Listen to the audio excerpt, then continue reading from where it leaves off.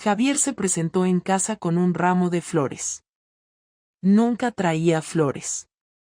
Ni en nuestro aniversario, ni por mi cumpleaños. Así que cuando lo vi parado en la puerta, con ese ramo de margaritas y esa sonrisa rara, supe que algo pasaba. No eran flores bonitas. Eran de gasolinera.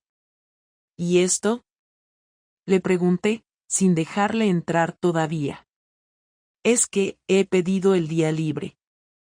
Pensé que podríamos hacer algo juntos, me respondió, todavía con el ramo en la mano como si no supiera qué hacer con él. No lo sabíamos en ese momento, pero ese día fue el principio del fin.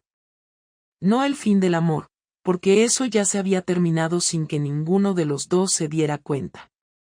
Fue el fin de la mentira cómoda que habíamos estado viviendo durante meses. O quizá años. Ese mismo día, después de comer, fuimos al centro. Paseamos, tomamos un helado, incluso nos reímos. Fue raro. Como dos personas que intentan recordar cómo se querían. Luego, sin planearlo, entramos en un hotel.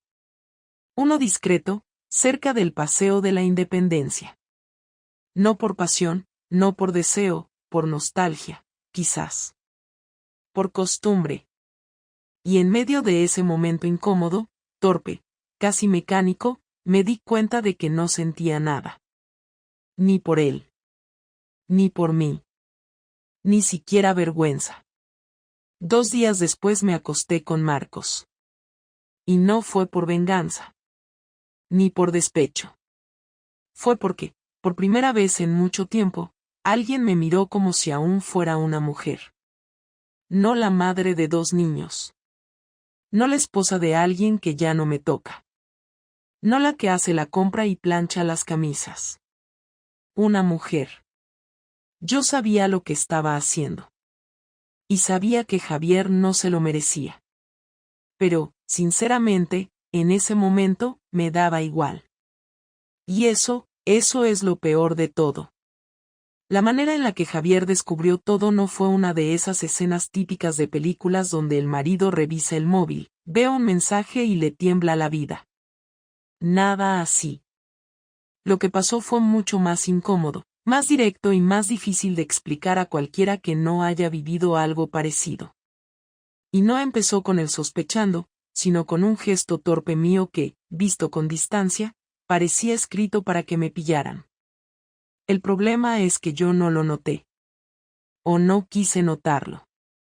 Un viernes a mediodía, Marcos me dijo que se iba ese fin de semana a Barcelona a visitar a un amigo y que no estaría el lunes en la oficina. Me dio igual lo del amigo, pero me molestó que no me hubiera avisado antes. Habíamos quedado el sábado para vernos en un piso que un compañero nos dejaba. No era un plan romántico, era un hueco que él tenía entre sus cosas y yo entre las mías. Y sí, lo esperaba. Me hacía sentir viva, aunque fuese una mentira enorme envuelta en otra mentira más grande. Cuando me dijo que no, me puse extraña y él lo notó. Estuvimos hablando un rato en la sala de reuniones, esa pequeña que tiene las paredes de cristal esmerilado. Yo hice comentarios que él interpretó como reproches y al final me soltó un no te pongas así, que no somos nada. Me sentó fatal. No porque quisiera que fuésemos algo, sino porque me dijo en voz alta lo que yo llevaba semanas evitando reconocer. A la salida del trabajo, todavía con ese mal humor atravesado, quedé con mi hermana para tomar un café en el centro. Ella vive cerca de la Plaza España y está acostumbrada a que yo me desahogue con ella de todo. Lo que no esperaba era que soltara tan rápido lo que pasaba. Pero estaba irritada, dolida, con la sensación estúpida de que me habían dejado a un lado sin avisar. Fue un error contárselo, pero lo hice. No le dije el nombre de Marcos, pero sí que tenía algo con alguien del trabajo y que Javier no lo sabía. Mi hermana se llevó las manos a la cabeza y empezó a preguntarme si estaba loca, si sabía en qué me estaba metiendo, si era consciente de que lo más probable era que todo acabara mal. Yo le dije que lo sabía, pero que tampoco era para tanto, que no estaba enamorada ni nada similar. Fue entonces cuando se lo conté todo. Bueno, casi todo. Lo que no sabía es que Javier, ese mismo viernes, había terminado antes en el trabajo y había decidido pasar por casa de mi hermana para devolverle un libro que llevaba semanas rodando por el salón. Ella lo sabía, pero yo no, y él, por algún motivo que aún no comprendo, subió directamente porque el portero le dijo que mi hermana estaba en casa. Cuando llamó al timbre, las dos nos callamos como si de repente se hubiera roto un cristal. Mi hermana se levantó despacio. No sé por qué reaccioné así, pero mi primera sensación fue miedo. Después, ese miedo se convirtió en una especie de intento desesperado por mantener la calma. Mi hermana abrió la puerta con esa sonrisa medio nerviosa que le sale siempre cuando ve a Javier porque lo quiere muchísimo. Él le devolvió el libro, entró un momento, me saludó y dijo algo como ¿qué tal el café? Yo sonreí y dije que bien. Que estábamos charlando de tonterías. Lo que yo no sabía es que mi hermana, completamente fuera de sí por lo que yo le había contado, estaba tan tensa que parecía que le temblaba un párpado. Y Javier la miró. Javier es tranquilo, pero muy observador. Más de lo que yo admitía. Se dio cuenta de que algo no cuadraba. No dijo nada en ese instante. Se quedó 5 minutos, los típicos de cortesía, y luego se fue diciendo que iba a ir a Mercadona a comprar algunas cosas para la cena. No hubo sospechas directas. No hubo miradas acusadoras. Solo un gesto mínimo, me dio un beso en la cabeza antes de irse, cosa que no hacía desde hacía meses. Lo noté, pero no entendí nada. Esa misma noche, me preguntó si me apetecía salir a caminar. No lo hacía nunca. Yo me hice la sorprendida y le dije que vale, que me venía bien despejarme. Fuimos por el parque que hay cerca de casa, bordeando la zona de los columpios. Caminábamos despacio, y de repente dijo algo que me dejó rígida. Cuando he estado en casa de tu hermana hoy, parecía preocupada. Muy preocupada. Y tú estabas rara. Mi primer pensamiento fue que me iba a derrumbar allí mismo. Pero reaccioné desde el miedo y solté una excusa rápida. Bah, tonterías. Cosas suyas. Está nerviosa por una movida del trabajo. Él no contestó. Siguió caminando. Y después de unos metros dijo algo que no me esperaba. ¿Estás bien? No fue una pregunta de rutina. Fue una pregunta seria. Como si supiera que yo llevaba tiempo escondiendo algo. Le dije que sí, que solo estaba cansada. Pero él no lo creyó. Lo supe por la forma en que respiró, como intentando contener algo. Llegamos a casa sin hablar mucho más. Ese silencio, que normalmente me habría parecido normal, esa noche era una losa. Sentí que algo estaba cambiando y que no sabía si podía frenarlo. A la mañana siguiente, sábado, Javier se levantó antes que yo. A las 9 ya no estaba en casa. Me dijo por WhatsApp que había salido a correr. No hace deporte desde hace años, así que me extrañó. Cuando volvió, estaba serio. Muy serio. Y me dijo que necesitaba hablar conmigo luego. Pero no me dijo cuándo ni sobre qué. Lo que hizo fue llamar a mi hermana. Le preguntó directamente si yo estaba bien. Mi hermana se puso nerviosa, no supo qué decir, y terminó pidiéndole que hablase conmigo. Javier, que ya había captado demasiado, le dijo, ¿ha pasado algo que deba saber? Mi hermana no respondió, y ese silencio fue suficiente. Cuando volvió a casa, no esperó más. Me miró con esa calma tensa que solo tiene cuando algo le hace daño. Me preguntó si había algo que debía decirle. Yo lo negué. Insistió. Y cuando vio que mi postura no se movía, soltó una frase que me dejó sin aire. Sé que estás con alguien. No sé quién es, ni desde cuándo, pero lo sé. No sé explicarte cómo se me heló el cuerpo. Le pregunté por qué pensaba eso. Me dijo que no era una cosa concreta, sino un conjunto, mis horarios alterados, mis cambios de humor, mi forma de evitar el contacto físico, mi hermana nerviosa, mi reacción cuando él apareció de improviso. Dijo que no necesitaba ver nada más. Que no le hacía falta. Cuando lo dijo, no fue un reproche. Fue una constatación. Un hecho. Como decir que hoy es domingo. Yo intenté mantener la calma, pero la garganta me ardía. Intenté decir que no era así. No me creyó. Lo supe por la forma en que inclinó la cabeza. Me miró con una mezcla de tristeza y decepción que me hizo sentir pequeña. Como si yo misma me hubiese reducido a la mitad. Solo quiero la verdad, me dijo. No quiero escucharlo de nadie más. No quiero imaginármelo.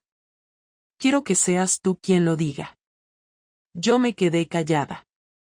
Y ese silencio fue mi confesión. Lo entendió sin que yo abriera la boca. Lo peor fue su reacción. No gritó. No insultó.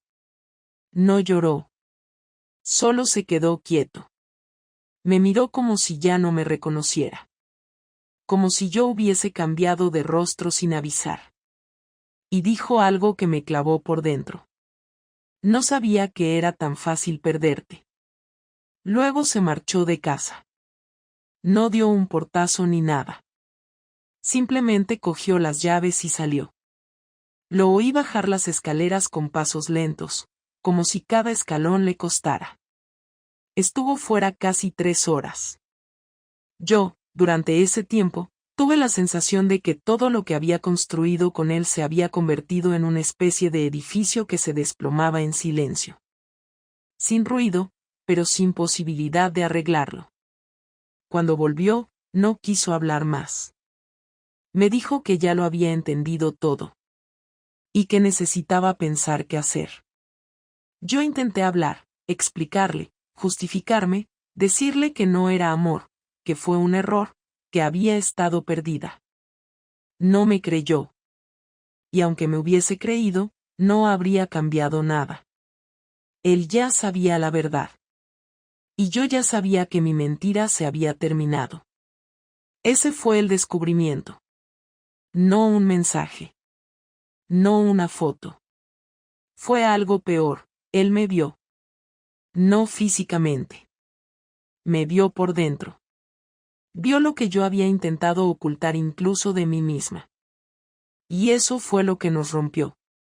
La noche después de que Javier volvió a casa fue una de esas que no sabes cómo aguantar sin que se te note en la cara que estás al borde del colapso. No dijo casi nada durante la cena, apenas tocó el plato y se encerró en el cuarto de los niños, donde casi nunca entraba. Yo sabía que no se trataba de pensar en lo que iba a hacer conmigo, sino de aguantar la rabia sin decir algo de lo que luego pudiera arrepentirse. Dormimos en la misma cama, pero cada uno al borde de su lado, sin hablarnos. Me quedé despierta hasta las 4 de la madrugada esperando que él dijera algo. Pero no lo hizo. Solo respiraba hondo, como alguien que está intentando no explotar. A la mañana siguiente, se levantó, se duchó, se vistió y me miró desde el marco de la puerta mientras yo seguía en la cama sin saber si levantarme o desaparecer. No me saludó. Solo dijo que volvíamos a hablar esa noche, que tenía que irse, que no quería discutir antes del trabajo. Me levanté cuando se fue y sentí un cansancio distinto, como si no fuera físico, sino interno. Como si lo que me pesaba fueran las horas. Durante el día, cada minuto fue una cuenta atrás. Sabía que la noche no iba a ser una conversación cualquiera. Iba a ser un juicio.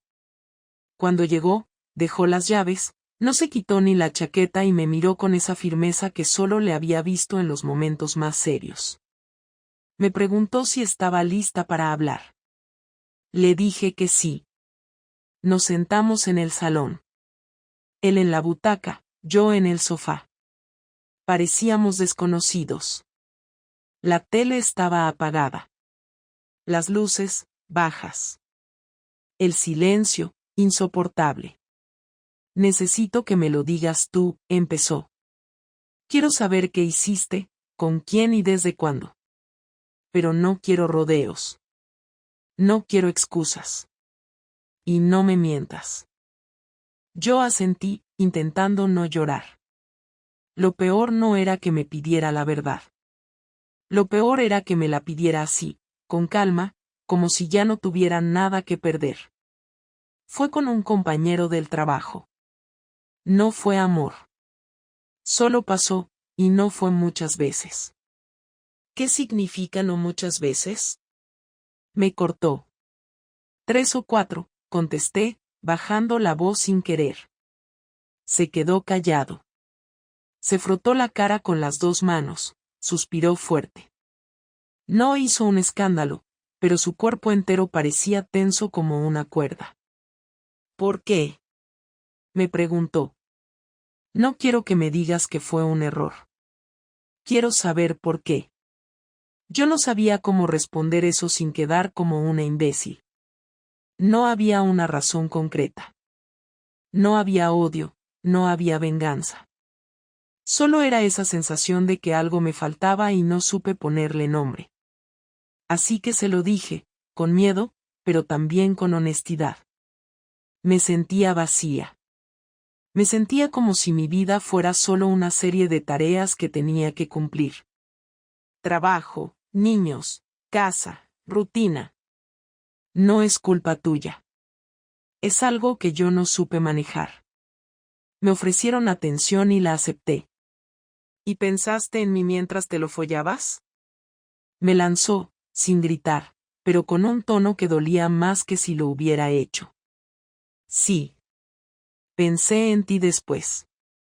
Me sentí mal. Pero lo hice igual. ¿Y él? ¿Tiene pareja? Está divorciado. ¿Y qué te dijo para convencerte? No me convenció. Solo fue ocurriendo. ¿Y lo sigues viendo?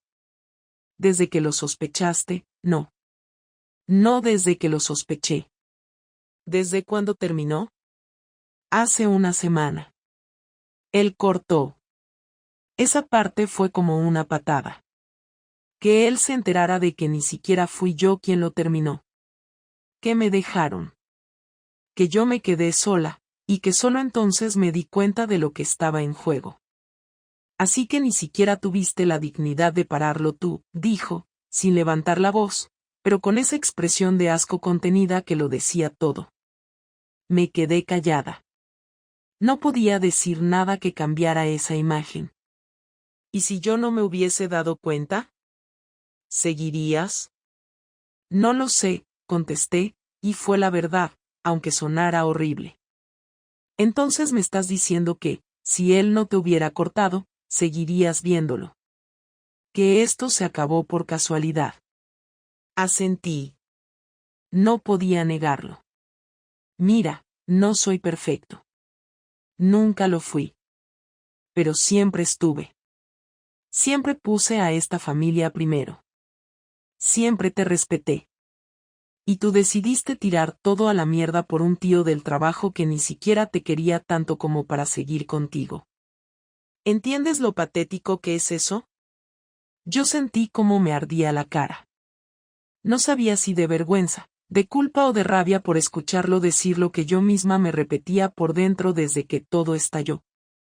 No quiero perderte, le dije, casi susurrando. Sé que lo arruiné. Pero quiero arreglarlo. ¿Arreglarlo? ¿Después de traicionarme en silencio? ¿Después de que mi vida se convirtiera en una broma sin yo saberlo? No tenía argumentos. Solo tenía miedo. Y eso ya no era suficiente. No te estoy pidiendo que me perdones ahora. Solo te estoy pidiendo que me dejes intentar reparar algo, aunque no sea todo. No tengo claro si quiero que sigas aquí. No tengo claro si puedo mirarte sin pensar en él. No tengo claro si puedo volver a tocarte sin imaginarte con él. ¿Entiendes lo que has hecho? Yo asentí otra vez. Y fue en ese momento que me di cuenta de que Javier ya no me hablaba como su esposa. Me hablaba como alguien que ya no era parte de su vida. Como alguien que había cruzado una línea que no se puede borrar. No quiero vengarme de ti, añadió. Pero tampoco voy a seguir haciendo el papel de marido que no se entera. Se acabó. ¿Qué vas a hacer? Pregunté con voz temblorosa. No lo sé. Pero por ahora, quiero que duermas en el sofá. No quiero que estés en la cama conmigo. Ni una noche más. Me levanté sin discutir. Sabía que tenía razón. Esa noche dormí en el sofá, con la manta de los niños y una almohada pequeña. Y ahí fue donde lloré. En silencio, como si así pudiera borrar lo que ya estaba hecho. Pero ya no había nada que borrar. Solo quedaba enfrentar lo que venía después. Después de aquella noche en el sofá, todo cambió. Ya no era que estuviésemos mal, era que directamente ya no hablábamos. Javier salía temprano, volvía tarde y cuando lo hacía, entraba en casa como si viviera con una desconocida. No me preguntaba nada, no me miraba a los ojos, no tocaba nada mío, no mencionaba el tema, no reaccionaba cuando intentaba decir algo sobre la casa, los niños o cualquier detalle de la vida cotidiana. Era como si yo no existiera. Y esa indiferencia fue lo que más dolió, más incluso que si me hubiera gritado o echado. A los pocos días empezó a hacer cosas que no entendía. Empezó a salir más. Decía que se quedaba en casa de un amigo, pero no decía quién. Empezó a arreglarse más también. Se cortó el pelo distinto, cambió la ropa, y un día incluso lo vi revisando un perfume que nunca había usado. Me di cuenta de que algo estaba tramando cuando encontré una reserva de hotel impresa entre unos papeles que dejó en la mesa del salón. No decía el nombre de la persona, solo la fecha, un fin de semana, y el nombre de un hotel de 4 estrellas en Valencia. Yo no pregunté, porque sabía la respuesta. No hizo falta más. Él sabía perfectamente lo que hacía. Era una declaración de intenciones. No necesitaba decirme que iba a acostarse con alguien, solo necesitaba que yo lo viera. Y lo vi. No sé si fue con alguien que conocía o con una desconocida, pero lo cierto es que se fue ese fin de semana. Me lo dijo la noche anterior con un tono seco, este fin de semana no estaré. No me llames. No me escribas. Si pasa algo con los niños, habla con mi hermana. Y se fue. Así, sin más. Yo me quedé sola, como una idiota, imaginando cada momento. No por celos, no por amor, sino por ese sentimiento horrible de que alguien está usándote como castigo. Porque eso fue. Un castigo. Frío, calculado, planificado para que duela. Y dolió. Mucho. El lunes, cuando volvió, parecía otra persona. Tranquilo, seguro, con una expresión que yo no le había visto en años. Me miró a los ojos por primera vez en semanas y me dijo algo que no olvidaré jamás. Ahora estamos en paz. Y se fue a duchar. Yo me quedé en la cocina sintiendo un vacío tan grande que ni siquiera sabía por dónde empezar a sentirlo. ¿Estábamos en paz? No. Estábamos destruidos. Los días siguientes fueron aún más duros. Cambió todas sus contraseñas. Empezó a dormir con el móvil bajo la almohada. Puso una cuenta bancaria nueva, diferente de la que teníamos conjunta. Yo no lo sabía, pero luego me enteré que había abierto un proceso legal para separar nuestras cuentas. No me lo dijo de frente, lo descubrí cuando fui a pagar una compra con la tarjeta común y no había fondos. Pensé que era un error, hasta que fui al banco y me confirmaron que la cuenta había sido vaciada por él y cerrada. Volví a casa temblando. Esa fue la primera vez que sentí lo que era la venganza real. No la venganza de gritar, no la venganza de humillar. La venganza que se ejecuta con frialdad, que te deja sin aire y sin recursos. Había ido preparando todo sin que yo me diera cuenta. Y lo había hecho bien. Días después recibí un correo de recursos humanos en el trabajo. Me citaban para hablar de una denuncia anónima sobre conducta inapropiada en horario laboral. En ese momento supe que él había hablado. No tenía pruebas, pero lo supe. No era una coincidencia. No me despidieron, pero me trasladaron a otro departamento, con menos responsabilidad, lejos de todo el círculo donde yo me sentía cómoda. Marcos, por su parte, pidió traslado a otra ciudad. No me habló más. Ni un mensaje. Ni una explicación. Javier no dijo nada sobre eso. No hizo falta. Me miraba con esa calma cruel de quien sabe que su castigo está funcionando. Que cada paso que daba me hundía un poco más. Y lo peor era que lo entendía. Que no podía decirle que era injusto. Que no podía exigirle compasión. Porque no la merecía. Un día me llamó su abogado. Me dijo que Javier quería dividir la casa, que se quedaría él en la parte principal, y que a mí me ofrecía una compensación para que me fuera cuanto antes. Sin divorcio aún, sin escándalos, pero con un acuerdo para que no siguiera bajo el mismo techo. Yo no tenía a dónde ir, ni dinero suficiente para montar algo rápido. Mis padres estaban fuera, no quería que mis hijos se enteraran, y mis amigas no sabían nada de lo que estaba pasando. Cuando se lo dije, su respuesta fue un golpe directo: eso debiste pensarlo antes de acostarte con otro. Y en ese momento entendí que él no me iba a perdonar. Que no estaba jugando. Que no era un capricho o una reacción exagerada. Él quería que yo supiera lo que es quedarse sola, sin dinero, sin apoyo, sin credibilidad. Y lo estaba logrando.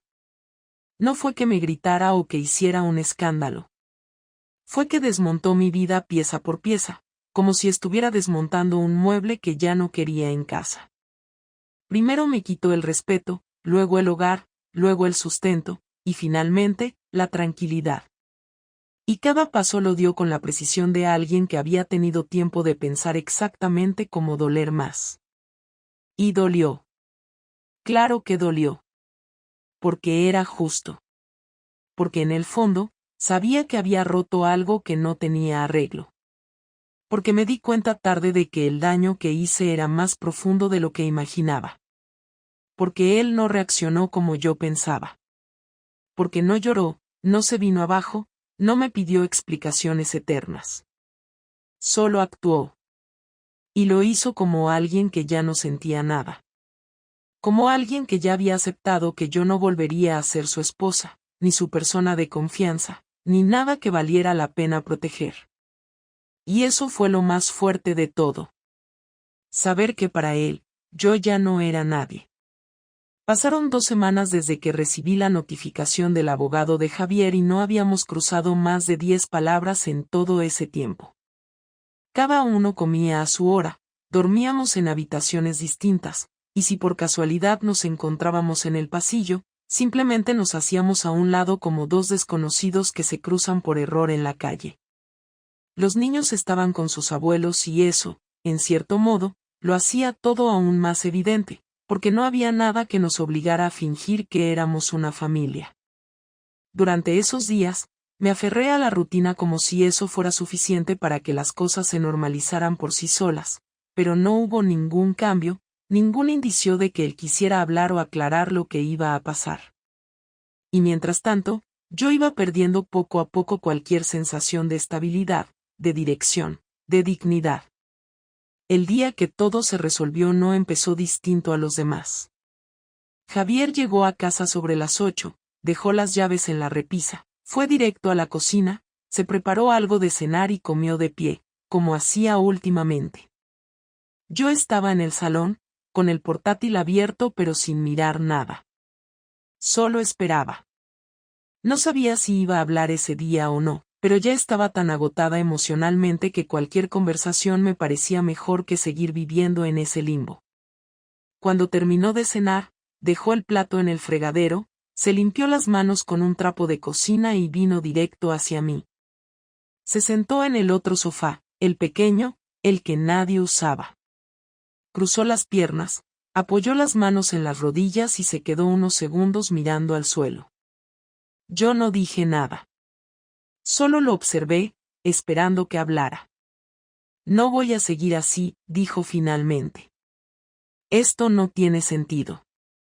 Ni para ti ni para mí.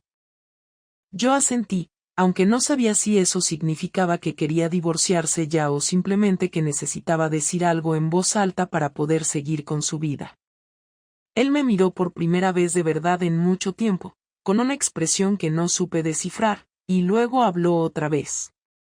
He estado pensando en todo, en lo que pasó, en cómo reaccioné, en lo que hiciste tú. Y no voy a decir que estoy en paz, porque no lo estoy, pero me cansé de estar enfadado todo el día. Me está afectando al trabajo, al cuerpo, a la cabeza. No duermo, no me concentro. Me está pudriendo por dentro, y no quiero que tú tengas ese poder sobre mí. No supe qué decir. Era una mezcla de sinceridad y resentimiento, pero también había en sus palabras un cansancio real, como si ya ni siquiera tuviera fuerzas para seguir odiándome. Por eso, cuando me habló así, sin filtro, sin escudo, sin la frialdad con la que se había estado moviendo esas semanas, sentí que era ahora o nunca. Yo tampoco quiero seguir así, le dije. No lo aguanto más. No pretendo que me perdones, pero necesito saber si hay algo que todavía se pueda salvar. Él se rió por primera vez, pero fue una risa sin gracia, seca, como una exhalación irónica. ¿Salvar qué? ¿Qué crees que queda? No lo sé. Pero si tú quieres intentarlo, yo quiero hacerlo bien. ¿Y qué significa hacerlo bien? ¿Como antes de que te metieras en la cama con otro? Significa que sé que fallé, que no busco excusas, y que estoy dispuesta a aceptar lo que venga, pero necesito saber si tú estás dispuesto a dar un paso. Se quedó callado. Respiró hondo. Luego se levantó, caminó hasta la ventana y se quedó mirando hacia la calle, donde no pasaba nadie. Fue un silencio largo, de esos que te comen por dentro porque no sabes si significan que está pensando o que está decidiendo cómo marcharse. El problema no es lo que hiciste, dijo finalmente, sin girarse. Es que no te importó hacerlo. Es que tuviste tiempo para pensarlo, para parar, y no lo hiciste. Y ahora lo único que veo cuando te miro es eso. No el error. La frialdad. El egoísmo. Lo sé, contesté. Y créeme, estoy destrozada por dentro. No solo por lo que te hice, sino por lo que descubrí de mí misma. No soy la mujer que pensé que era. No, dijo él, no lo eres. Y yo tampoco soy el hombre que pensabas. Porque si lo fuera, no me habrías mentido así. Se dio la vuelta, se sentó de nuevo en el sofá pequeño y me miró a los ojos. No había rabia, ni tristeza, solo una decisión tomada. Voy a pedir el divorcio. No quiero seguir en esta casa. No quiero seguir compartiendo espacios con alguien que ya no reconozco. No quiero ni intentar reconstruir algo que ya no tiene base. Puedes quedarte aquí unos meses mientras encuentras dónde irte. Lo hablaré con el abogado para que sea claro y limpio. No quiero que esto se convierta en una guerra. Pero ya no somos nada. Y no quiero fingir que podemos serlo. Me sentí vacía. Como si no quedara nada dentro de mí que pudiera sostener la conversación. Lo miré, intentando encontrar algo a lo que aferrarme, pero no había nada. Ni siquiera odio. Solo la certeza de que ya no había vuelta atrás. ¿De verdad no hay posibilidad de intentarlo? Le pregunté con voz muy baja. No, dijo. Porque no quiero vivir con miedo. Y desde que descubrí lo tuyo, tengo miedo de confiar. Miedo de volver a estar tranquilo. Y yo no quiero vivir con miedo. Yo asentí. No tenía derecho a pedirle más. Él estaba diciendo lo que sentía sin exagerar, sin buscar castigo, solo con una claridad que dolía por lo exacta. ¿Puedo preguntarte algo más? Le dije, y él asintió. ¿La chica del hotel fue para vengarte? Sí, respondió sin pensarlo. Fue para que supieras lo que se siente. Para que lo imaginaras. Para que te sintieras tan invisible como yo me sentí. ¿Y te hizo sentir mejor? No. Solo me hizo sentir que tenía el control por un rato. Nada más. Volvió a quedarse en silencio.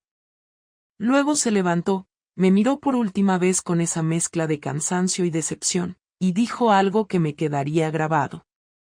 No te deseo mal. Pero tampoco quiero tenerte cerca. Y se fue a su cuarto. Yo me quedé sentada en el sofá, con las manos cruzadas, los ojos secos, el corazón apagado. No lloré. No grité. No reaccioné. Solo entendí que todo había terminado. Que ese momento era el cierre. Que no habría más conversaciones. Que la última palabra ya se había dicho. Han pasado 3 semanas desde la última conversación con Javier. Ya no dormimos en la misma casa. Él se fue primero, dejando claro que no quería estar un día más conmigo bajo el mismo techo. Se llevó sus cosas en silencio, sin dramas, sin una última escena. Me dejó las llaves en el mueble de la entrada y no dijo nada más. Yo me quedé en el piso con la sensación de estar viviendo en un espacio que ya no me pertenecía, rodeada de objetos que no tenían valor emocional, solo funciones prácticas. Empecé a mirar todo como si fuera prestado, el sofá, la cama, la mesa. Nada parecía mío, y al mismo tiempo, todo era una parte del vacío que yo había causado. Mis días ahora son lentos. Me despierto sin ganas, desayuno sin apetito y trabajo sin concentración. En la oficina nadie me habla como antes. La noticia del traslado llegó rápido, y aunque nadie me lo dijo a la cara, sé que más de uno sabe lo que pasó. No culpo a nadie por evitarme. Yo también me evitaría. Mi hermana no me habla desde el día en que supo que Javier me había echado. Me dijo que no podía mirarme a la cara sabiendo lo que hice. Que entendía el dolor de él mucho más que mis razones. Y yo lo acepto. Porque no tengo excusas ni argumentos. Solo tengo hechos, y los hechos son claros. Fui yo quien rompió el equilibrio. Fui yo quien abrió una puerta que nunca debió tocar. A veces me pregunto si realmente lo hice por aburrimiento, por frustración o por esa necesidad absurda de sentirme otra persona. Pero ninguna de esas respuestas me sirve ahora. Ninguna me ayuda a enfrentar la soledad que se siente al no tener a nadie que quiera saber cómo estás. Ni pareja, ni familia, ni amigas. Todos se alejaron. Y no los culpo. Sé que se fueron porque no sabían cómo tratarme, cómo seguir hablándome como antes sabiendo lo que hice. Y duele, sí, pero también me hace ver las cosas con más claridad. El daño no fue solo a Javier. Fue a todo lo que habíamos construido durante años. Fue a la imagen que los demás tenían de nosotros. Y también fue a la que yo tenía de mí. He tenido tiempo para pensar, mucho más del que me gustaría. Me he visto obligada a sentarme conmigo misma, a mirarme sin filtros, a aceptar que no soy buena persona en muchos aspectos. Que fui egoísta, impulsiva, cobarde. Que fui incapaz de decir lo que sentía antes de actuar, que preferí traicionar en silencio antes que enfrentar la incomodidad de una conversación honesta. Y eso dice mucho de mí, más de lo que quisiera admitir. A veces intento recordar en qué momento empecé a desconectarme de Javier.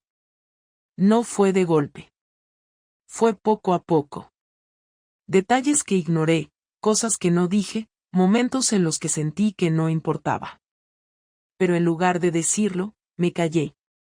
Y en ese silencio me convertí en alguien que hacía daño sin darse cuenta.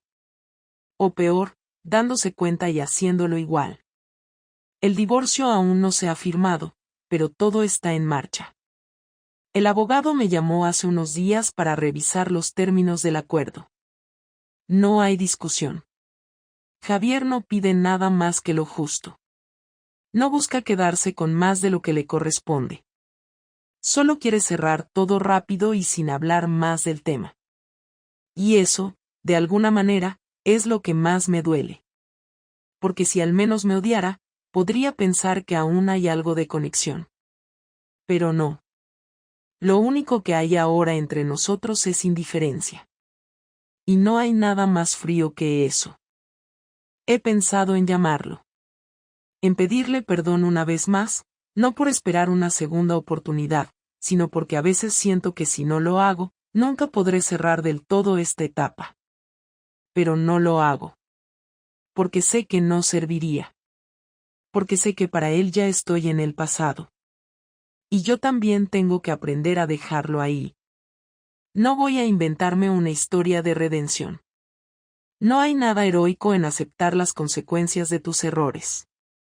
Solo hay dolor, aprendizaje y tiempo. Y el tiempo, por ahora, no cura nada. Solo hace que las cosas se acomoden en el lugar que les corresponde. Lo que más me sorprende de todo esto es lo rápido que puede cambiar una vida. En un mes pasé de tener una familia, una rutina y una falsa sensación de estabilidad, a vivir sola, con la mitad de mi entorno mirándome como si fuera otra persona. Y lo peor es que entiendo esa mirada. Porque yo también me miro al espejo y me cuesta reconocerme. Ya no soy la mujer que soñaba con una vida tranquila. Tampoco soy la que buscaba emociones escondidas. Soy una mezcla de las dos, una persona que tomó decisiones pésimas creyendo que tenía el control y que ahora camina sobre los restos de lo que rompió con sus propias manos. No tengo un plan. No sé qué haré mañana ni la próxima semana. Solo sé que necesito empezar de cero. Que no puedo seguir viviendo en esta casa, ni en este trabajo, ni con esta versión de mí que me recuerda todo lo que hice mal. Tengo que cambiar. No para recuperar nada, sino para no volver a perderlo todo otra vez. Quizá algún día pueda volver a hablar con Javier. Quizá no. No depende de mí. Lo único que está en mis manos ahora es no volver a convertirme en la persona que lo destruyó todo. Y eso empieza por asumir cada día que fui yo, solo yo, quien tiró a la basura lo que teníamos. Y que nadie más que yo tiene que cargar con eso. Esta fue la historia. No hay moraleja, no hay final feliz, no hay redención automática. Solo hay consecuencias. Algunas más duras que otras. Algunas que no terminan nunca. Pero si sirve de algo, al menos ahora sé lo que soy capaz de hacer cuando no me enfrento a la verdad. Y sé que nunca más quiero volver a ser esa persona. Aunque sea tarde. Aunque ya no quede nadie para decírmelo. Aunque la única que escuche esta historia sea yo.